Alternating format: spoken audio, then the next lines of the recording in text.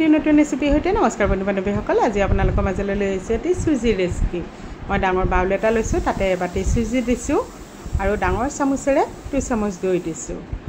চুজিৰ পৰিমাণ যদি বেছি হয় তেতিয়াহ'লে দৈৰ পৰিমাণটো অলপ বঢ়াই দিব। অকণমান নিমখ দিছোঁ আৰু অলপ চেনি। এতিয়া ইয়াতে মই অকণমান গোটা জিৰা দিম, আপোনালোকে আজৱাইনো দিব পাৰে, যিকোনো এটা দিলেই হ'ল। এইখিনি এতিয়া মই পানীৰে ভালদৰে মিহলাই ল'ম। পানীৰ পৰিমাণটো অলপ কমি গৈছে, মই আৰু অলপ পানী দি দিছোঁ, দি ভালদৰে মিহলাই লৈছোঁ।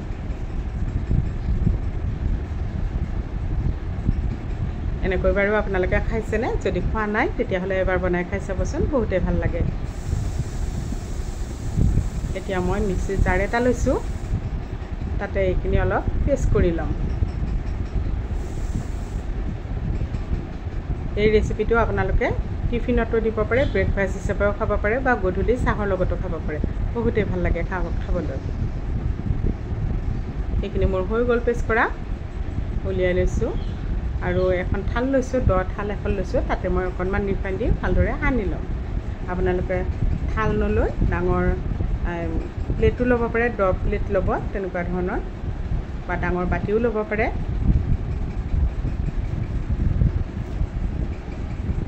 ৰিফাইনটো সানি লোৱা হৈ গ'ল। এতিয়া মই চুজিৰ মিশ্ৰণখিনিত অকণমান ৰিফাইন দিম। ৰিফাইনটো আপোনালোকে পেষ্ট কৰোঁতেও দি ল'ব পাৰে বা পিছতো দিব পাৰে, একো কথা নাই। এইখিনি ভালদৰে ৰিফাইনটো মিহলাই লৈছোঁ আৰু ইয়াতে দিছোঁ অকণমান বেকিং পাউডাৰ। আপোনালোকে ইনো দিব পাৰে, যিকোনো এটা দিলেই হ'ল। ইনো দিলে এপেকেট দিব আৰু বেকিং পাউডাৰ দিলে অকণমান দিব, বহুত বেছি দিব নালাগে। আৰু এতিয়া মই চুজিৰ মিশ্ৰণখিনি থালখনত বাকি দিছোঁ।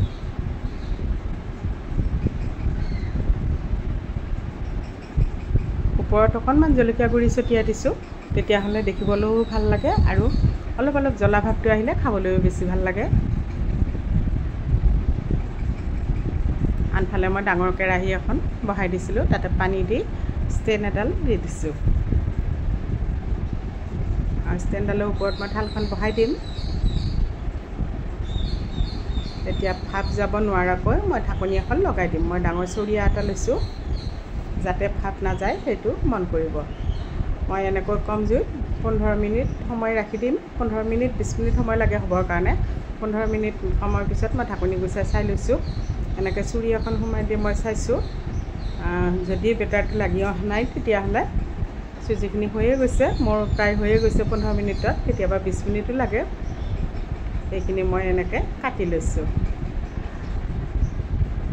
আপোনালোকে এনেকৈও খাব পাৰে আৰু এইখিনি অলপ ভাজি লৈ খাব পাৰে। এতিয়া ফ্ৰাই পেন এখন লৈছোঁ, তাতে মই অকণমান ৰিফাইন দিছোঁ বা ঘিউ দিব পাৰে আপোনালোকে ৰিফাইন নিদি। অকণমান ক'লা সৰিয়হ ছটিয়াই দিছোঁ আৰু অলপ নৰসিংহ পাত এনেকৈ হাতেৰে ছিঙি লৈছোঁ, ছিঙি ছটিয়াই দিছোঁ। এতিয়া পিচকেইটা ইয়াতে মই বহুৱাই দিম। অলপ সময় ভাজি ল'ম, প্ৰায় 3-4 মিনিটমান সময় ইলুটি কৰি ভাজি ল'ম। এইখিনি অলপ ভাজি ল'লে ভাল লাগে, নৰসিংহ পাতৰ গোন্ধ আৰু সৰিয়হৰ গোন্ধটো ধুনীয়াকৈ ইয়াতে সোমাই যায়, খাবলৈ তেতিয়া আৰু বেছি টেষ্টি লাগে। এনেকৈ আপোনালোকে বনাই সৰু ল'ৰা ছোৱালীক টিফিনতো দিব পাৰে, সিহঁতে খাই বহুতেই ভাল পাব। এয়া মোৰ হৈ গ'ল। আপোনালোকে চাটনি নাইবা চচৰ লগত পৰিৱেশন কৰিব, খাবলৈ বহুতেই ভাল লাগিব। ভিডিঅ'টো চাই কেনেকুৱা পালে কমেণ্ট কৰি জনাবচোন। যদি ভাল লাগিছে ভিডিঅ'টি লাইক কৰিব, ভিডিঅ'টি শ্বেয়াৰ কৰি দিব। আপোনালোকৰ বহুমূলীয়া সময় উলিয়াই ভিডিঅ'টো চোৱাৰ বাবে অশেষ ধন্যবাদ। আজিলৈ এৰিছোঁ।